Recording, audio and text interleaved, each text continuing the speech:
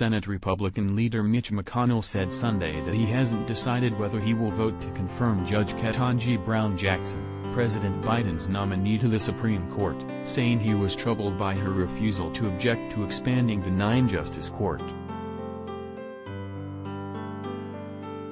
McConnell, RKY, said he met with Jackson, who would become the first black woman Supreme Court justice, if confirmed, in his Capitol Hill office last week and asked if she'd oppose expanding the court. She wouldn't do that.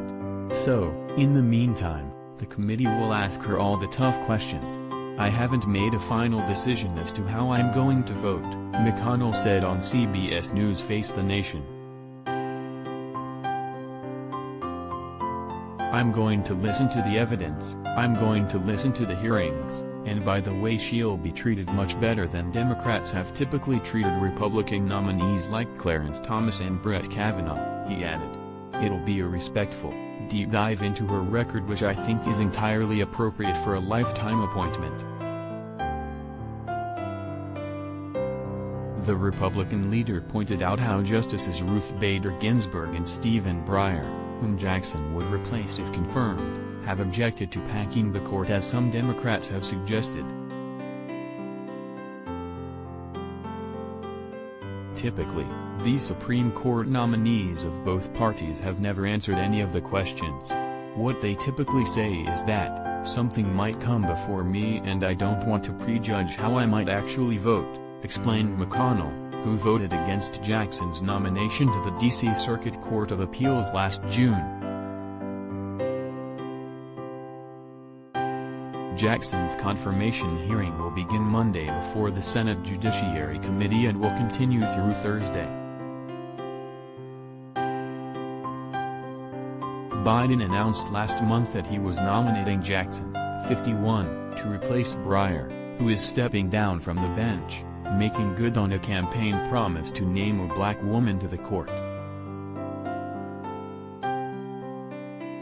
Senator Lindsey Graham of South Carolina was among 3 Republicans who voted for Jackson last year, along with Senators Susan Collins and Lisa Murkowski of Alaska, when she was confirmed 53-43. But Graham, a member of the Judiciary Committee unlike Collins and Murkowski, appears to have since changed his mind about Jackson.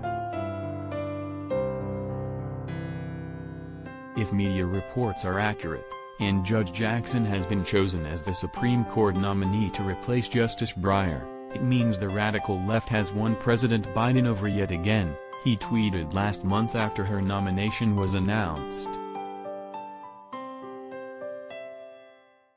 Another member of the panel, Senator Ben Sasse, Republican Nebraska, was asked during an interview on Fox News Sunday about Senator Josh Hawley's accusations that Jackson treated child porn offenders with kid gloves during her judicial career, claims that the White House pushed back on last week as out of context.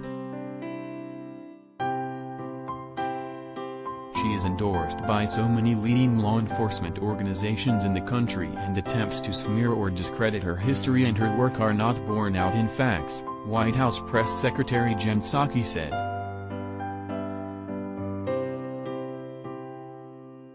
Sasse said because Supreme Court justices enjoy lifetime tenure, Jackson should undergo rigorous vetting of their records, and there are things in Judge Jackson's record that are troubling. I hope Judge Jackson will be very forthcoming and transparent. The American people and the United States Senate and our advice and consent responsibilities need to understand this, and there are things in this record that are troubling, Sasse said. Senator Dick Durbin, DL, the chairman of the Senate Judiciary Committee, said flat out that Hawley is wrong in his accusations. As far as Senator Hawley is concerned, here's the bottom line, he's wrong. He's inaccurate and unfair in his analysis, Durbin said on ABC News this week. Judge Jackson has been scrutinized more than any person I can think of. This is her 4th time before the Senate Judiciary Committee. In 3 previous times, she came through with flying colors and bipartisan support, the last time as soon as just last year, he said. And now, Senator Hawley is making these charges that came out of nowhere. The independent fact-checkers like The Washington Post and CNN have discredited his claims already. They should have. There's no truth to what he says, Durbin said. Jackson, who wouldn't alter the 6-3 conservative majority on the court, doesn't need a Republican to help her win confirmation in the 50-50 divided Senate as long as all Democrats support her.